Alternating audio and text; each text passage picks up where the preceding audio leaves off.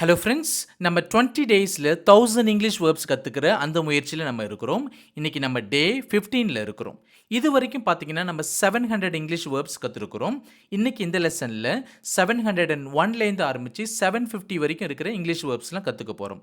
இந்த லெசனோட எண்டில் பார்த்தீங்கன்னா ஒரு சின்ன டெஸ்ட் இருக்குது. அதில் மறக்காமல் பார்ட்டிசிபேட் பண்ணிடுங்க. அப்படியே இந்த லெசனுக்குள்ளே போகிறதுக்கு முன்னாடி இது வரைக்கும் நம்ம சேனலுக்கு நீங்கள் சப்ஸ்கிரைப் பண்ணனா சப்ஸ்கிரைப் பண்ணிக்கிங்க. இப்போ வாங்க இந்த லெசனுக்குள்ளே போகலாம். ஸோ நம்ம இன்றைக்கி கற்றுக்க போகிற முதல் வேர்ப் என்னது அப்படின்னா ஒட்டு கேள் அப்படின்னு சொல்லுவோம். அதாவது தெரிஞ்சே ஒட்டு கேட்போம் இல்லையா?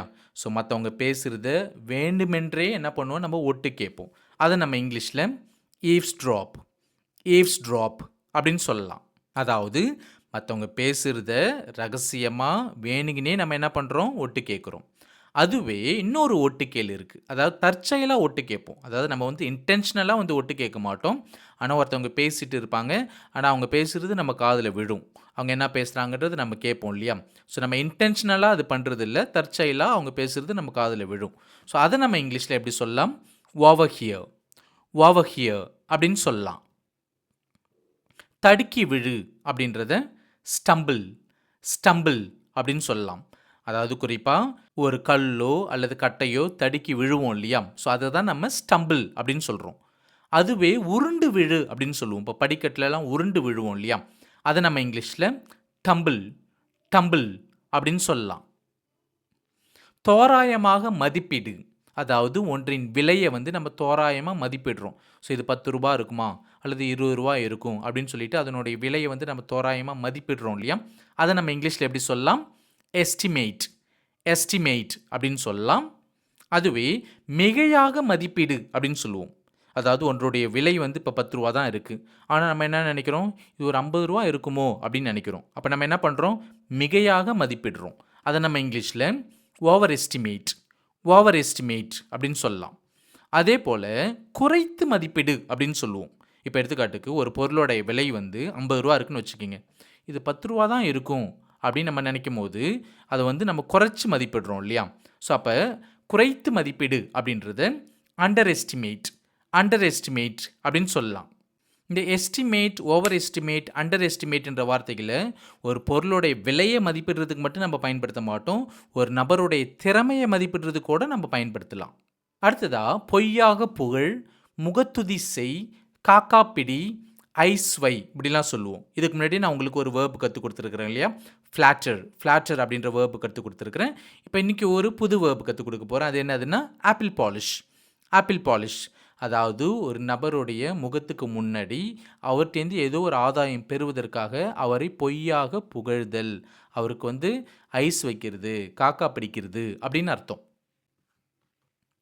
மனதை வசியப்படுத்து அப்படின்னு சொல்லுவோம். அதை நம்ம இங்கிலீஷில் ஹிப்னடைஸ் அப்படின்னு சொல்லலாம். அதாவது சில மந்திரங்கள் மூலமாக நாம் என்ன நினைக்கிறோமோ அதை வந்து மற்ற நபர்களை வந்து செய்ய வைக்கிறது. ஸோ மனதை வசியப்படுத்துதல். ஸோ அதை தான் நம்ம வந்து ஹிப்னடைஸ் அப்படின்னு சொல்கிறோம். இடிந்து விழு, அதாவது பில்டிங்லாம் இடிந்து விழும் அப்படின்னு சொல்கிறோம் இல்லையா? அது நம்ம இங்கிலீஷில் கொலாப்ஸ் அப்படின்னு சொல்லலாம். தள்ளி போடு, அதாவது இப்போ ஹோம்ஒர்க்லாம் பண்ணணுன்னா சரி இன்றைக்கி பண்ணுற ஹோம்ஒர்க் என்ன பண்ணுவோம், நாளைக்கு பண்ணிக்கலாம் அப்படின்னு சொல்லிட்டு தள்ளி போடுவோம் இல்லையா?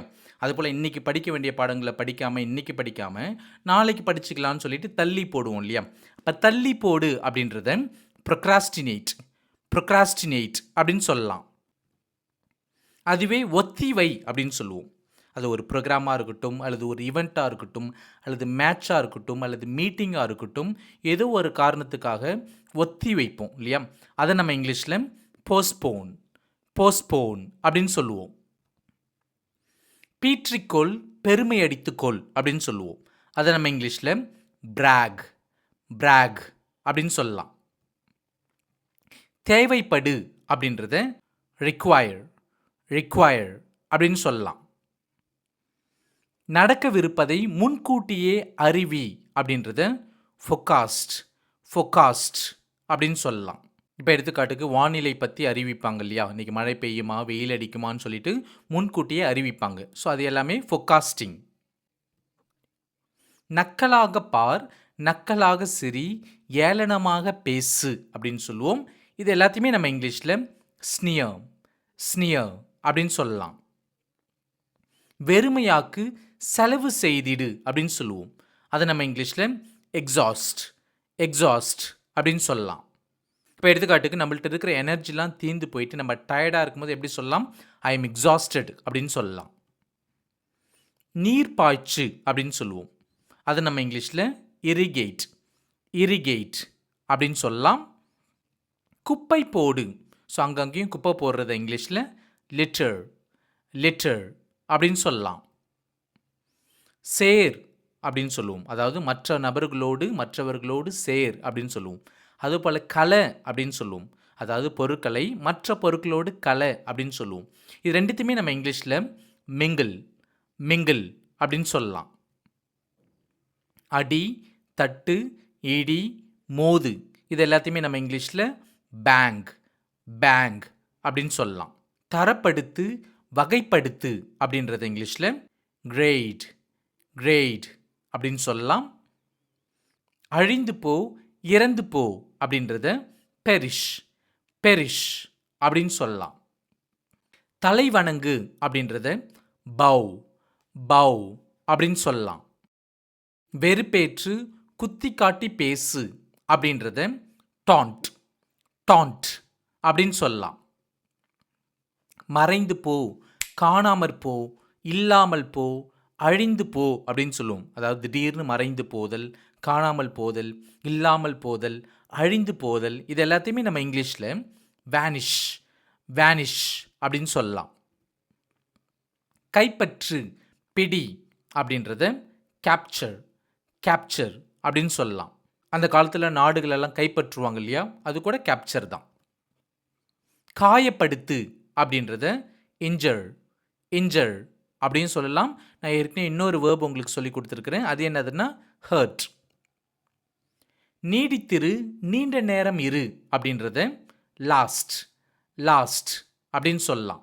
இப்போ எடுத்துக்காட்டுக்கு இந்த பூ ரொம்ப நேரம் நீடிக்கும் அப்படின்னு சொல்லுவோம் இல்லையா, அதாவது ரொம்ப நேரம் வாடாமல் இருக்கும் அப்படின்னு சொல்லுவோம். இந்த சந்தோஷம் ரொம்ப நேரம் நீடிக்காது அப்படின்னு சொல்லுவோம் இல்லையா, ஸோ அந்த நீடித்தல் தான். அதை நம்ம இங்கிலீஷில் லாஸ்ட் அப்படின்னு சொல்லலாம்.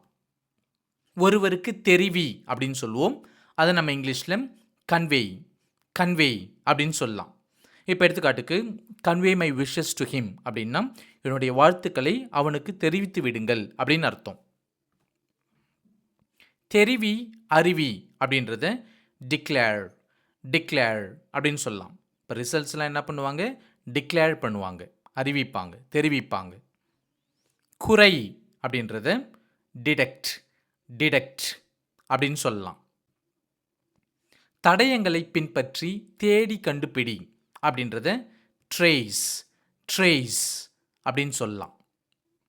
பாடு, அதாவது குறிப்பாக சமய பாடல்களை சில வரிகளை வந்து திரும்ப திரும்ப பாடுவாங்க இல்லையா, அது போல் மந்திரங்களை எல்லாம் பாடுவாங்க, அதை நம்ம இங்கிலீஷில் சாண்ட் சாண்ட் அப்படின்னு சொல்லலாம். குறிப்பாக பஜனைலாம் பாடுவாங்க இல்லையா, அதெல்லாம் சாண்டிங் அப்படின்னு சொல்லலாம்.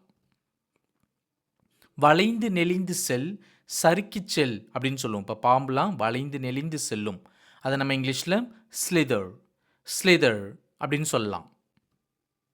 கன்னிவை, பிரச்சனைகளில் சிக்கவை அப்படின்றத ட்ராப் ட்ராப் அப்படின்னு சொல்லலாம். மூடு, மறை அப்படின்றத கவள் கவள் அப்படின்னு சொல்லலாம். விரைவாக செய், விரைவாக செல், அவசரப்படுத்து அப்படின்றத ஹழி ஹழி அப்படின்னு சொல்லலாம். புறப்படு, டிபார்ட் டிபார்ட்.